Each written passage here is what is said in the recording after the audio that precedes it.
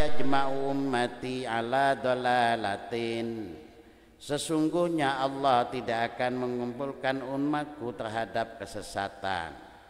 Wa yadullahi alal jamaah, dan adapun kekuasaan Allah itu tetap pada jamaah. Man syadda, barang siapa yang syadda artinya menyendiri, tidak mau berkumpul dengan jamaah, berarti syadda ilan nar, maka dia akan menyendiri kepada neraka. Rawahu Tirmidzi. Artinya begini, bahwa menurut sabda Rasulullah ini, la tadtami ummati ala dalalatin, bahwa umatku itu tidak mungkin akan sepakat pada sebuah kesesatan.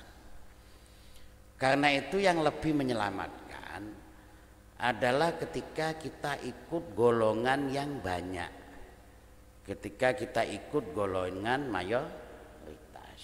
Nah, itu yang disebut sawadul adum, dan itu memang perintah Rasul.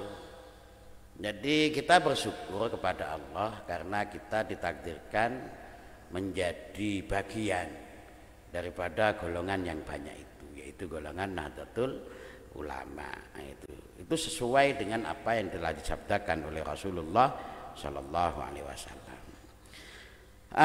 Zada Ibnu Majah, menambahkan Imam Ibnu Majah, faida waqa'al ihtilaf, maka apabila terjadi perbedaan. Jadi kalau sudah di kalangan para ulama itu terjadi perbedaan, maka bagaimana solusinya?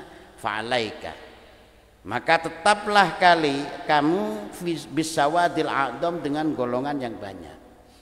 Jadi kalau ada perbedaan, maka kita ngikuti yang terbanyak saja. Kita ngikuti golongan-golongan yang banyak. Ma'al haqqi, serta kebenaran, wa ahlihi, dan ahlinya. Wa fil jami'i shagir, dan di dalam kitab jami'i shagir, innallaha qad ajara ummati an tadmi'a ala dalalatin. Sesungguhnya Allah itu sungguh telah menyelamatkan umatku untuk berkumpul terhadap kesesatan. Artinya tidak mungkin ulama sebanyak ini itu akan tersesat semua, tidak mungkin. Nah, karena itu saya pernah mengalami ketika diajak oleh seorang teman untuk ikut kepada golongan mereka, maka kami pernah menjawab seperti ini.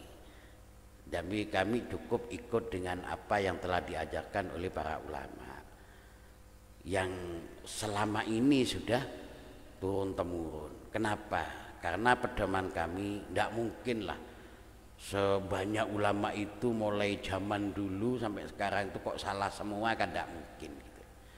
Jadi mulai zaman Wali Songo lah khususnya, kalau di Indonesia sampai sekarang kan sudah jelas gitu loh, murid-muridnya, kumpulan-kumpulannya sudah jelas. Maka tidak mungkin lah, kalau memang itu kebatilan tidak mungkin akan turun temurun sampai sekarang itu. Apalagi Rasulullah sudah bersabda seperti ini. Jadi itu keyakinan kita.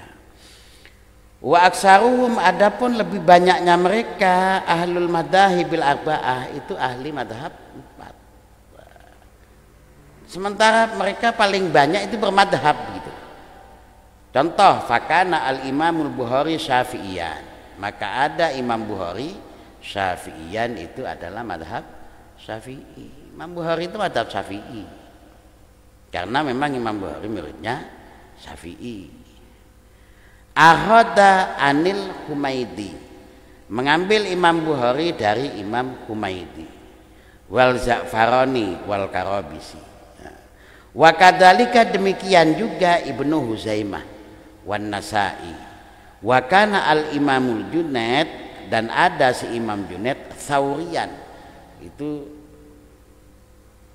bermadhab Tsauri, Sufyan ats-Tsauri. Ya. Wasibli Malikiyan, Imam Sibli itu ikut madhab Maliki. Wal Mahasibi Syafi'iyan, wal Jariri Hanafiyan, wal Jailani Hambaliyan. Nah, Imam Al-Jailani, Abdul Qadir Al-Jailani itu madhab Hambali. Wasyadili, Imam Abul Hasan Asyadili Malikian, itu madhab Maliki. Intinya mereka itu bermadhab. Nah, kalau orang sekarang di zaman akhir kok tidak mau bermadhab itu kan ya malu gitu loh dengan ulama-ulama sealim mereka itu masih bermadhab gitu loh. Fataqayyudu, maka adapun berpegang teguh bimadhabin dengan madhab muayyanin yang nyata, ajma itu lebih mengumpulkan lil hakikah pada kehakikatan, pada kebenaran. Wa aqrabu, dan lebih mendekatkan litabasyuri pada sebuah pengertian. Wa ad'a, dan lebih menarik litahqiqi pada sebuah pernyataan. Wa ashal, dan lebih mudah tanawulan mendapatkannya. Wa ala hada, dan terhadap berpegang teguh dengan madhab ini darajah melakukan al aslafus salihun, ulama-ulama salaf yang soleh, wasyuyuhul madun, dan guru-guru yang di masa yang lampau ridwanullahi ta'ala alaihim ajma'in. Jadi karena bermadhab itu lebih memudahkan dan lebih mendekati kebenaran. Kenapa? Karena banyak temannya gitu lah, minimal begitu. Apalagi kumpulan-kumpulannya orang yang sudah alim gitu loh. Coba sekarang kalau kita pikir sekelas Imam Bukhari, nah, yang punya itu bermadhab Syafi'i. Yang aneh itu kadang orang pakai hadisnya Imam Bukhari tapi tidak mau bermadhab, lah kan lucu ya kan. Sementara Imam Bukhari bermadhab. Lah ini yang perlu dipikirkan gitu. Dan seterusnya dan seterusnya. Fanahnu, maka adapun kami nahusu itu menentukan ihwanana pada saudara-saudara kami, awamal muslimin, yaitu orang awam-awamnya muslimin. Menghususkan gimana? Ayat taku, untuk bertakwa Allah kepada Allah, haqqa tuqatihi, dengan sebenar-benarnya takwa. Wa alla yamutu, dan berusaha untuk tidak meninggal illa wahum muslimun, kecuali mereka dalam keadaan muslim. Jadi pertama katanya Mbah Hasyim Asy'ari, jadi kami menghususkan, mengajak kepada orang-orang awam, orang-orang Islam yang awam, dah yuk bertakwa dengan sebenar-benarnya takwa. Bagaimana caranya bertakwa dengan sebenar-benarnya takwa? Kalau kita memahami dengan sendirinya, kita tidak mungkin, karena pemahaman kita terbatas. Maka perlu kita ambil contoh, gitulah. Contohnya siapa? Yaitu para ulama. Oh, seperti itu kah cara prakteknya orang bertakwa. Begitu juga berusaha untuk tidak meninggal kecuali dalam keadaan Islam. Maka bagaimana caranya? Ya, kita diajari berzikir setiap saat, sehingga kita ketika meninggal kita dalam keadaan muslim. Terus dianjurkan lagi wa ayyuslihu datal baini minhum, dan untuk mereka merukunkan pada dua orang yang berbeda di antara mereka. Jadi ketika ada persengketaan, maka diusahakan untuk dirukunkan. Intinya diusahakan untuk hidup rukun. Nah, ini termasuk pondasi-pondasi agama. Wa ayyasilul arham, dan juga dianjurkan untuk menyambung sanak famili. Ini penting sekali, karena di zaman akhir itu yang jauh bisa jadi dekat, yang semestinya dekat bisa jadi jauh dengan perkembangan teknologi itu. Jadi kadangkala orang itu lebih percaya kepada orang lain daripada saudaranya sendiri. Lebih sering bersilaturahim pada orang lain daripada saudaranya sendiri. Itu masalahnya. Yaitulah namanya sudah akhir zaman. Wa ayyusinu, dan selanjutnya dianjurkan untuk berbuat baik mereka ilal jirani, kepada tetangga, wal aqarib, dan para kerabat, wal ihwan, dan beberapa saudara. Ini pondasi-pondasi agama. Jadi orang itu pandainya kayak apapun, kalau tidak bisa rukun dengan tetangga, ya berarti tidak ada gunanya. Maka kerukunan, berbuat baik dengan tetangga itu menjadi tolok ukur keimanan. Karena itulah mangkana yu'minu billahi wal yawmil akhir falyukrim jarahu. Barang siapa yang beriman kepada Allah dan hari akhir, ya muliakanlah tetangganya itu. Jadi orang yang mampu memuliakan kepada tetangga, membuat hidup nyaman dengan tetangga, maka itu tanda-tanda orang yang punya ilmu yang bermanfaat. Yang selanjutnya wa ayyarifu haqqal akabir, dan supaya mereka mengerti haqqal akabir, pada haknya orang-orang besar. Maksudnya menghormat kepada orang yang lebih tua, menghormat kepada orang yang lebih besar gitu loh. Entah bagaimanapun yang penting kita hormat gitu. Karena menghormatinya itu yang diperintah. Wa ayyarhamud du'afa wal asagir, dan kita punya dianjurkan untuk wa ayyarhamu, dan mereka dianjurkan untuk mempunyai rasa kasih sayang ad-du'afa pada orang-orang yang lemah, wal asagir, dan orang-orang kecil. Ini pondasi-pondasi agama yang disampaikan oleh Mbah Hasyim Asy'ari. Artinya ketika kita bisa hormat kepada yang lebih tua, sayang kepada yang lebih kecil, ya insya Allah kita menjadi muslim yang sebenarnya. Yang penting hormat, dan hormat itu tidak harus taat gitu loh. Hormat itu tidak harus taat, paham ya? Jadi hormat itu tidak harus mengikuti. Sebagaimana kita menghormati Imam Hanafi, tapi karena kita bukan bermadzhab Hanafi, ya kita tidak ikut, tapi kita hormat itu. Artinya pemahaman menghormati itu tidak harus mengikuti. Ini ketika kita paham seperti itu, ya insya Allah. Wa nanhahum, dan mencegah kami pada mereka anit tadabur, dari saling membelakangi, wat tabagut, dan saling membenci. Nah, ini larangan utama di dalam bermasyarakat. Jadi saling membelakangi karena tidak sama pendapatannya atau tidak sama pilihannya, ya tidak boleh. Saling membenci juga begitu. Wat taqatu, dan saling memutus. Jadi tidak berteman namanya. Wat tahasud, dan saling dengki. Ini yang artinya yang disampaikan oleh Mbah Hasyim di kitab ini adalah pokok-pokok dalam amaliyah orang beragama. Wal iftirak, dan perpecahan, itu harus kita hindari. Wat talawun fiddin, dan membuat warna-warna di dalam agama, bikin macam-macam agama gitu lah. Artinya bikin sensasi lah, bikin sensasi. Jadi kalau orang wirid dia maunya yang ndak, kalau orang berdiri dia maunya yang duduk. Ini kan bikin sensasi namanya.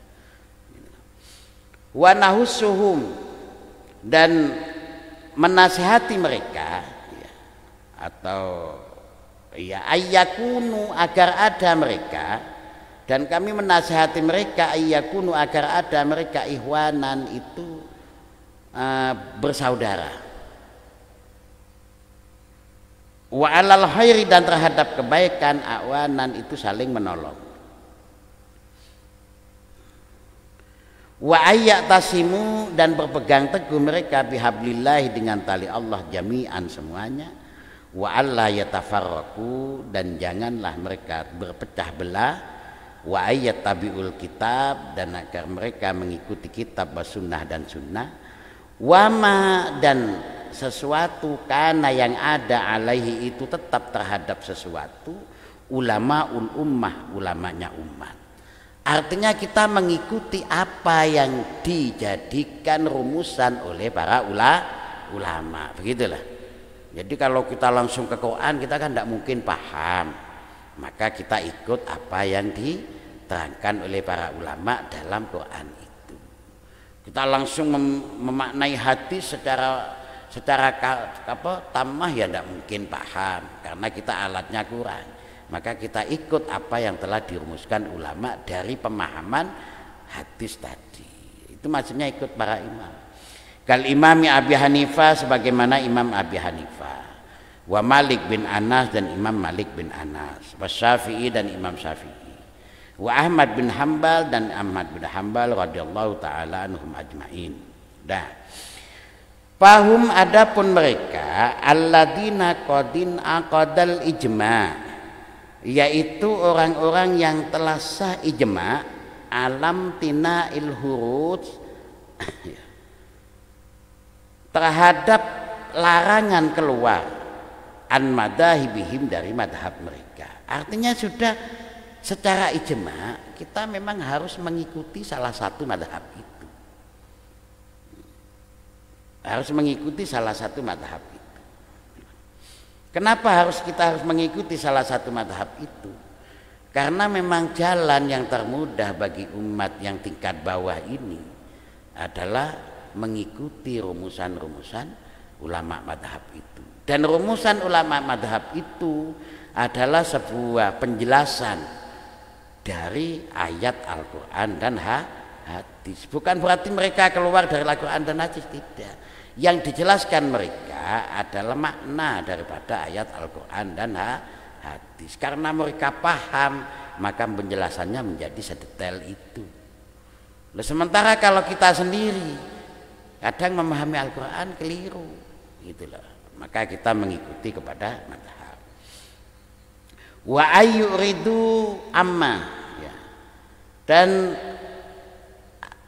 agar kita berpaling amma dari sesuatu, atau wa ayyuridu agar mereka berpaling amma dari sesuatu uhdisa yang diperbaharui minal jam'iyati dari organisasi al-muhalifah yang tidak sesuai lima pada sesuatu alaihi aslafus sholihun, alaihi yang terhadap sesuatu aslafus sholihun, yaitu ulama salaf-salaf yang soleh. Artinya kita diperintahkan oleh Mbah Hasim untuk berpaling dari sebuah organisasi yang tidak sesuai dengan apa yang ditetapkan oleh ulama salafus soleh. Maka kita bersyukur sekali kita ini masuk dalam organisasi yang organisasi ini jelas telah dirumuskan oleh ulama salafus soleh. Gitu loh. Ini sebagai rasa syukur kita. Nah, faqad qala Rasulullah, maka sungguh telah bersabda Rasulullah sallallahu alaihi wasallam, man sadda ilan nar. Barang siapa yang menyendiri, artinya mengasingkan diri, tidak mau ikut jamaah tadi, ya sadda ilan nar, maka dia telah menyendiri untuk menuju kepada neraka. Karena itu wa ayyakunu, dan sebaiknya ada mereka ma'al jamaah, itu bersama jamaah allati ala tariqatil aslafis sholihin, yang menetapi terhadap jalan-jalannya ulama salafus soleh. Berarti mengikuti organisasi, atau khususnya organisasinya ulama ini yang sangat sesuai dengan rumusan-rumusan ulama salafus soleh, itu adalah sebuah perintah. Gitulah. Jadi mengikuti organisasi itu adalah sebuah perintah. Gitulah. Kalau ingin selamat, begitu. Faqad qala Rasulullah, maka sungguh telah bersabda Rasulullah sallallahu alaihi wasallam, wa ana amurukum bihamsin. Rasulullah bersabda, dan sesungguhnya aku memerintahkan kepada kalian dengan perkara 5. Amarani Allahu bihinna, yang Allah telah memerintahkan aku dengan 5 itu. Aku perintahkan kalian dengan perkara 5, yang mana 5 ini telah diperintahkan oleh Allah kepada aku, kata Rasul. Pertama apa? As-sam'u, mendengarkan. Jadi kita kumpul mendengarkan. Wat ta'at, yang kedua adalah taat. Mendengarkan terus taat. Wal jihad, dan berjuang. wal hijrah dan hijrah. Nah, yang terakhir wal jamaah dan berjamaah. Jadi membuat jamaah kumpul-kumpul kayak organisasi Nahdlatul Ulama itu sudah sesuai dengan perintah yang disampaikan oleh Rasulullah Sallallahu Alaihi Wasallam. Karena itulah fa inna man faraqal jamaah, maka sesungguhnya orang yang berpisah, ya, berpisah pada jamaah qaida sibrin, dengan kira-kira 1 kilan. Orang yang berpisah dari jamaah jarak 1 kilan, fakot huli'a, atau fakot hola'a, sama fakot hola'a rikotal Islam an unuki, maka dia telah melepas talinya Islam dari lehernya. Jadi orang yang berpisah dengan jamaah, tidak mau ikut jamaah ini, berarti dia telah melepas talinya Islam dari lehernya. Intinya umpamanya ada masalah, dia tersesat, gampang tersesat, nah sendirian. Dan kita adalah makhluk sosial yang mesti membutuhkan orang lain. Berarti berkumpul dengan orang lain berjamaah itu adalah sebuah anjuran gitu. Wakala Umar bin Khattab, nah, di samping Rasulullah juga merintah kita berjamaah, Umar bin Khattab juga berkata, alaikum bil jamaah, tetaplah kalian semua dengan mengikuti jamaah.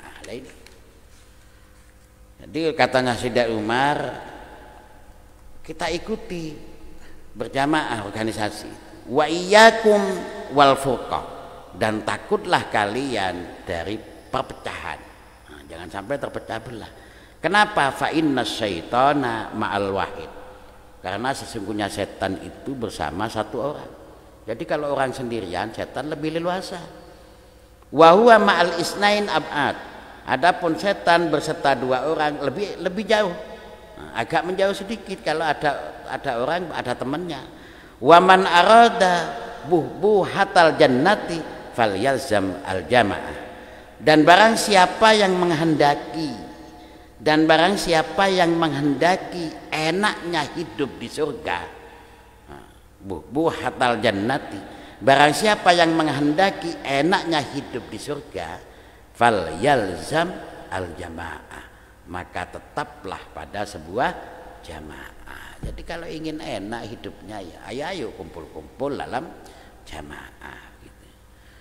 Ini intinya yang disampaikan oleh Mbah Hasyim ini, bahwa kita mengikuti jamaah itu tidak hanya asal-asal ikut terus dianggap tidak ada apa-apa, tidak. Ini menunjukkan bahwa dalam jamaah itu ada berkahnya, menunjukkan bahwa dalam jamaah itu banyak manfaatnya, menunjukkan bahwa dalam jamaah itu banyak hikmah yang kita dapatkan darinya. Apalagi jamaahnya Nahdlatul Ulama, karena orang-orangnya adalah ulama-ulama warasatul anbiya itu. Nah, faslun fi bayani wujubi taklid. Pasal ini menerangkan wajibnya taklid, mengikuti liman pada seseorang. Wajib taklid liman bagi seseorang. Liman bagi seseorang laisa, yang tidak ada lahu bagi dia ahliyatul ijtihad, keahlian ijtihad. Artinya orang yang tidak memiliki kemampuan untuk berijtihad, maka hukumnya wajib taklid, wajib ikut. Nah, gitulah. Wajib indah jumhuril ulama, menurut pembesar-pembesar ulama, al-muhaqqiqin, yang tahqiq, yang ahli tahqiq, ala kulli man, wajib terhadap setiap orang, laisa, yang tidak ada lahu bagi seseorang ahliyatul ijtihad, ahli ijtihad, al-mutlaq, yang mutlak, wa ingkana, walaupun ada orang itu, qad hasala, itu sungguh telah menghasilkan ba'dal ulum, pada sebagian ilmu al-mu'tabarah fil ijtihad, di dalam ijtihad, taklidu qaulil mujtahidin. Apa yang wajib? Taklidu qaulil mujtahidin, ikut kepada qaulnya ulama-ulama mujtahid. wal ahdu dan mengambil bifatwahum dengan fatwa mereka. Tujuannya apa? Liyaharuja supaya keluar orang itu an uqdatit taklif dari ikatan taklif. Bitaklidi ayyihim sa'a dengan mengikuti siapapun dari mereka sa'a yang dia berkehendak.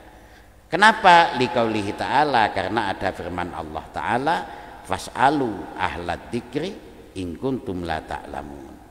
Maka bertanyalah kalian kepada ahli dzikir, yaitu ahli ilmu, in kuntum, kalau ada kalian la ta'lamuna, itu tidak mengetahui. Intinya menurut jumhurul ulama, bagi orang yang tidak ahli dalam ijtihad, walaupun dia sudah pernah mempelajari sebagian ilmu-ilmu di dalam ijtihad, tetap bagi dia wajib taklid kepada kaulnya mujtahid.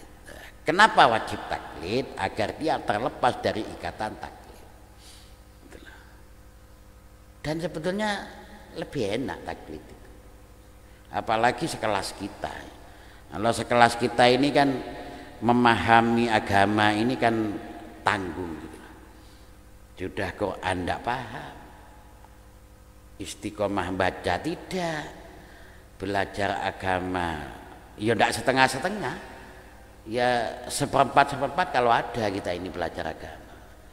Sementara kan di dalam Al-Quran beritanya udhulu fisilmi kafah, masuklah dalam Islam itu secara totalitas. Yang aneh lagi, orang sekarang itu banyak sudah merasa mumpuni, lah ini yang repot. Jadi cuma bisa baca dalil 1-2 sudah merasa mumpuni. Bisa berbicara tentang agama sedikit sudah merasa mumpuni. Padahal Masya Allah, jadi dalam memahami Islam itu mulai dari ilmu usuluddin, ilmu tauhid, berkaitan dengan ilmu kalam, berkaitan dengan akidah, itu pun panjang. Belum lagi kita berbicara fikih syariat. Berbicara fikih itu yang perkembangannya seperti itu, sehingga ilmu fikih disebut ilmu yang sangat matang sampai gosong. Itu karena perkembangan fikih itu sesuai dengan perkembangan kondisi zaman yang ada.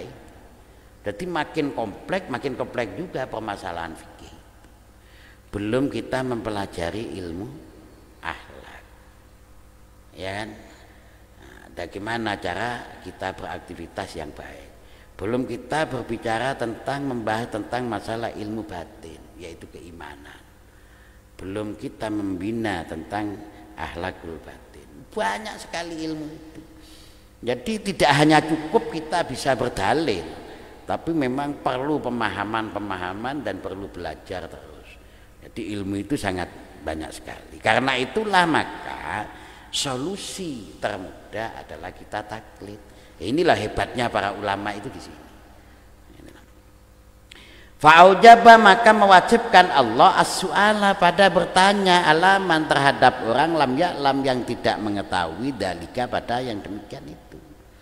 Artinya Allah sudah perintah fa'as'alu ala dzikri, bertanyalah kalian pada ahli ilmu kalau kalian tidak ngerti. Intinya taklidlah kalian gitulah.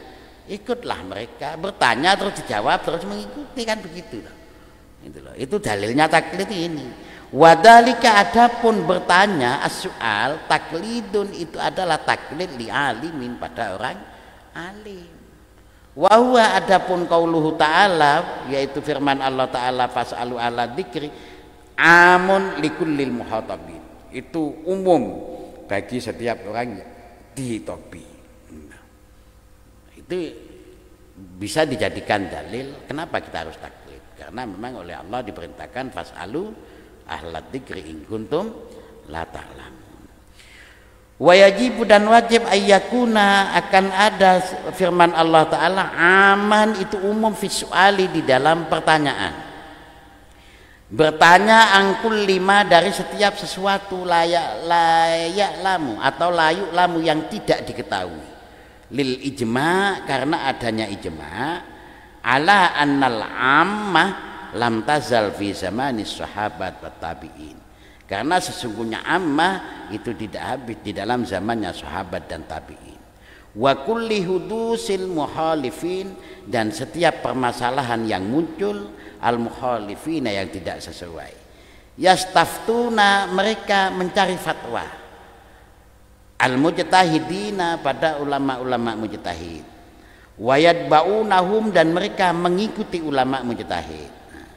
Jadi karena ada ijma bahwa sesungguhnya orang awam, ya, lil ijma ala annal ammah, bahwa sesungguhnya orang umum, orang awam gitu loh, cara bahasa sekarang orang awam, orang secara umum itu lam tazal fi zamani sahabat wa tabi'in wa kulli hudusin al muhalifin yastabtuna al mujtahidin. Jadi tidak pernah berhenti, tidak pernah habis, mulai zaman sahabat, zaman tabi'in, dan setiap permasalahan yang muncul mereka itu selalu meminta fatwa kepada ulama-ulama mujtahid, dan mereka selalu mengikuti ulama mujtahid fil ahkam syar'iyah, dan di dalam hukum syar'iyah wal ulama dan ulama itu. Artinya memang mengikuti imam, mengikuti ulama itu sebenarnya sudah mulai dulu gitu. Mulai zaman Rasulullah itu kan, zaman Rasulullah mengajarkan kepada sahabat, ya kan, sahabat ikut Rasulullah, dan tidak mungkin sahabat itu berdiri sendiri, tidak ikut.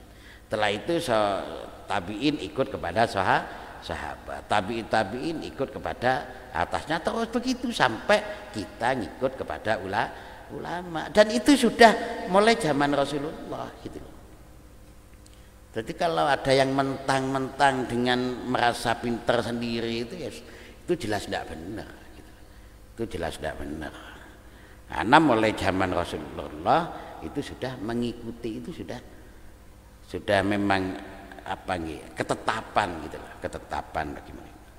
Fa innahum, maka sesungguhnya ulama yubadiruna itu segera ila ijabati su'alihim, untuk menjawab pertanyaan orang awam, min ghairi isyaratin, dengan tanpa memberi isyarat, ila dzikrid dalil, untuk menyebutkan dalil. Walayan haunahum, dan mereka tidak mencegahnya, andalika, terhadap yang demikian itu, artinya terhadap meminta fatwa, bertanya, min ghairi nakirin, dengan tanpa keingkaran. Fakana, maka ada penjawaban para ulama tadi ijma'an, secara ijma' alat tiba'il amilil mujtahid, untuk mengikutinya orang awam kepada mujtahid. Jadi maka mencari fatwa itu secara ijma', bertanya kepada orang alim secara ijma' itu sudah merupakan ketetapan ikutnya orang awam terhadap ulama mujtahid. Jadi itu menandakan bahwa kayak kita ini kan orang awam gitu loh. Maka ketika kita bertanya kepada seorang alim, berarti ya sudah kita ikut kepada apa yang telah diarahkan atau dijawab oleh orang alim itu. Nah, itu namanya taklid. Wali anna fahmal ami, dan karena sesungguhnya kepemahaman orang umum, orang awam, minal kitab wa sunnah, dari kitab dan sunnah, sakitun itu gugur, an haisil itibar, dari tempat yang terbilang, tempat yang diakui. Karena pemahaman orang awam itu tidak sampai pada status diakui, itu tidak sampai. Namanya Mas Burhan memahami Al-Quran ayat berapa, surat apa, maka pemahamannya ini menjadi sebuah qotiyah, tidak bisa, tidak diakui pemahaman kita ini. Kenapa? Alat memahaminya kurang, kita ini tidak mumaris gitu. Maka kita ikut kepada rumusan ulama yang ada. Ilam yuwafi, kalau tidak sesuai, ya, ibahama ulama ya ahlil haq, pada pemahaman ulama ahlil haq, al akabir yang besar-besar, al ahyar yang terpilih. Fa inna kulla muqtadiin, maka sesungguhnya orang-orang yang pembuat bid'ah, wadhalin, dan orang yang tersesat, yabhamu ahkamahu, itu memahami kepada hukum-hukumnya al-batilah yang batil minal kitab wa sunnah dari kitab dan sunnah. Wa yahudu dan mengambil dia minhuma dari kitab dan sunnah. Gitu loh. Artinya orang-orang pembuat bid'ah atau orang-orang yang tersesat itu bukan berarti mereka tidak mengambil dari Al-Quran. Mereka juga mengambil dari Al-Quran, tetapi mereka salah dalam memahami Al-Quran. Gitu loh. Kalau ayat Al-Qurannya tidak salah, yang memahami yang salah, sehingga mereka menjadi tersesat. Gitu. Walhalu annahu la yugni minal haqqi syai'an.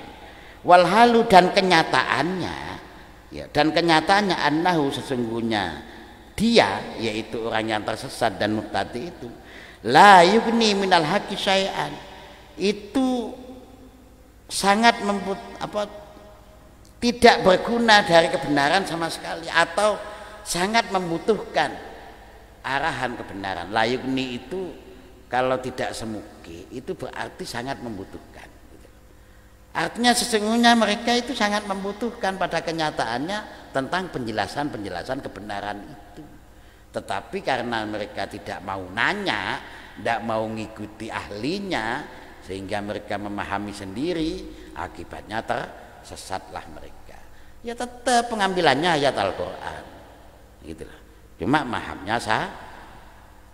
Wala yajibu dan tidak wajib alal ami terhadap orang umum iltizamu madhabin fi kulli hadisatin, menetapi satu madhab di dalam setiap kejadian.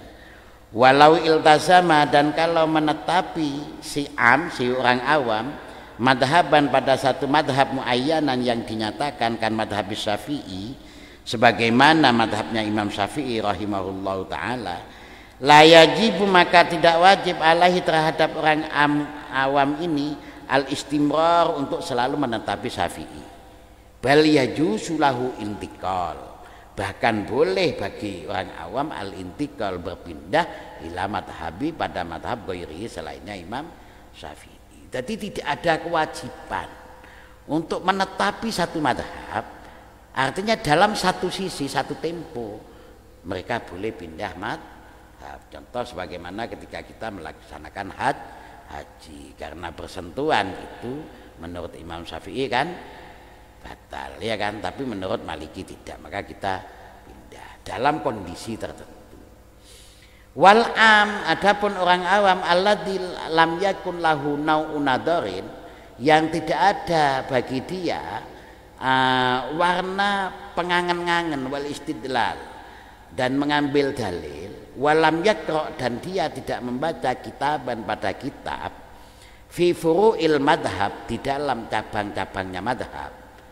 Idza qala itu apabila berkata si orang awam. Jadi orang awam yang tidak memiliki satu pengangen-ngangen atau istidlal mencari dalil dan dia tidak baca kitab, apabila dia berkata ana Syafi'i, dia berkata ana Syafi'i, saya adalah Syafi'i, maka bagaimana seperti itu? Lam yuktabar, maka tidak diakui hada ungkapan itu. Kadzalika bimujarradil qaul, begitu juga dengan hanya melihat qaulnya saja. Nah, artinya orang awam karena keterbatasan pemahaman, maka satu tempo dia bisa berpindah. Beda dengan yang begini, orang mengikuti Syafi'i, tapi dia betul-betul paham tentang rumusan Syafi'i mulai yang qadim sampai yang jadid, mulai yang perkembangannya dan perkembangan selanjutnya sampai Syafi'iyah dan lain sebagainya, sampai ketentuan-ketentuan mengikuti hukum dalam Syafi'iyah. Nah, dia paham betul, maka dia boleh menyebut dirinya sebagai Syafi'i. Kalau cuma ikut-ikutan sebagian, ya tidak apa-apa lah. Tapi dia artinya boleh pindah. Ini terjadi kelonggaran dari Mbah Hasyim Asy'ari gitu. Intinya boleh intikal. Wakila idal tazama, apabila menetapi al-ami orang umum madhaban pada satu madhab muayyanan yang dinyatakan, maunya Syafi'i gitu aja, yalzamuhu maka wajib padanya al-istimrar alaihi, untuk menetapi pada madhab itu menurut Qil. Menurut satu pendapat, apabila orang awam itu sudah menyatakan satu madhab, maka dia wajib serius pada satu itu aja. Kenapa? Li'annahu i'taqada, karena sesungguhnya dia i'taqada beretekad annal madhab, bahwa sesungguhnya madhab alladin tasaba ilaihi, yang dia bergolong kepada madhab itu, huwa al-haq, yaitu yang benar. Jadi karena dia sudah bertekad bahwa yang benar menurut saya Syafi'i, maka dia wajib ikut Syafi'i. Seterusnya ini menurut Qil. Fa'alaihi al-wafa bimujabi i'tiqadihi, maka wajib bagi dia untuk memenuhi, ya, untuk memenuhi praktek i'tiqadnya. Jadi dia wajib memenuhi praktek i'tiqadnya. Dah. Walil muqallidi, dan bagi seorang muqallid, taqlidu ghairi imamihi, itu boleh mengikuti selain imamnya, fi hadisatin, di dalam sesuatu kejadian. Falahu, maka boleh bagi si muqallid ayyuqallida, untuk mengikuti imaman pada imam fi sholatid duhri, di dalam salat duhur masalan.